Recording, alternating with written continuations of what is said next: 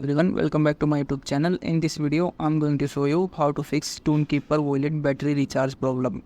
So first thing you need to do is simply just click on this gear icon at the top.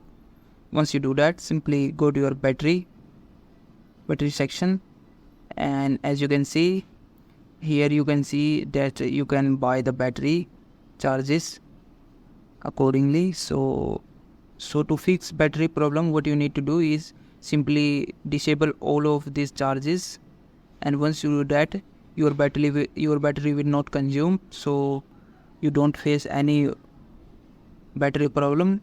And the another way you can fix this problem is by recharging this battery with your money. So you can simply recharge this battery with USDT or any other cryptocurrency you have. So simply select the balance, select your cryptocurrency, and then select your plan. And once do that, simply click on this continue button and your battery will be recharged. So that's how you can fix this Tonkeeper wallet battery problem. So if you found this video helpful, please like this video and subscribe to my channel.